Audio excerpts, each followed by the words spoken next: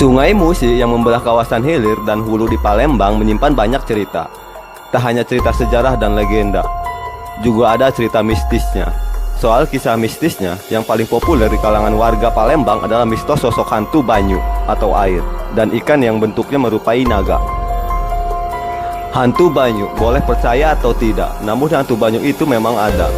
Dari cerita warga yang melihat, bentuknya seperti manusia dan siamang, rambutnya panjang dan berlendir-lendir. Kata sejarawan Palembang Ali Hanafiah di kantor di Museum Sultan Mahmud Baharudin II Palembang.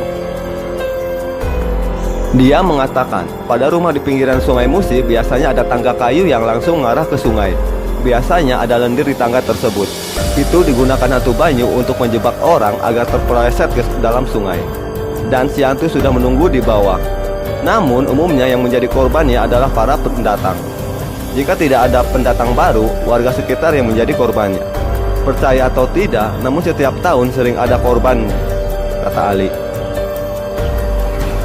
Banyak kasus kematian misterius di Sungai Musi, mulai dari tenggelam, terpeleset, ataupun hanyut saat berenang dan memancing. Ciri dari korban hantu banyu sendiri adalah mayatnya akan timbul diri dalam sungai di mana tempatnya hilang saat 1 atau 2 hari kemudian. Posisi korban hantu banyu saat ditemukan yaitu duduk-menduduk melipat kaki ke depan dengan posisi tangan memeluk kaki. Kondisi kepala bagian belakang ada yang berlubang. Konon katanya, lubang di kepala tersebut dibuat hantu banyu untuk menghisap otak dan isi kepala korban. Tidak hanya dengan lendirnya, hantu banyu juga muncul di saat azan maghrib berkumandang.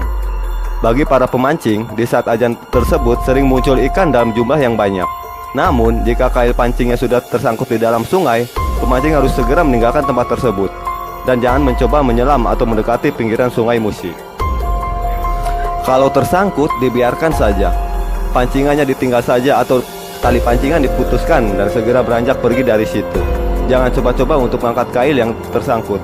Konon katanya itu cara hantu banyu untuk menjebak korbannya, lanjut Ali. Naga atau tapat tembago. Selain hantu banyu, penampakan sosok naga pun menjadi legenda Sungai Musi. Konon katanya ada naga yang bersemayam di Sungai Musi dan beberapa kali menampakkan diri di atas permukaan sungai. Di Sungai Musi bukan ada naga, tapi iwak atau ikan tapat tembago. Namun memang mirip dengan naga. Bentuknya seperti ikan patin, tapi lebih pipih, warna coklat kehitaman. Perutnya lebih besar dan kumisnya jika terkena matahari. Punggungnya akan mengkilap seperti kuningan, kata Ali. Dia mengatakan, sebagai warga meyakini penampakan sosok naga Sungai Musi ini terjadi jika ada musibah besar di Palembang, seperti kebakaran hebat di 27 hilir, 28 hilir, dan 28 hilir di sekitar tahun 1967.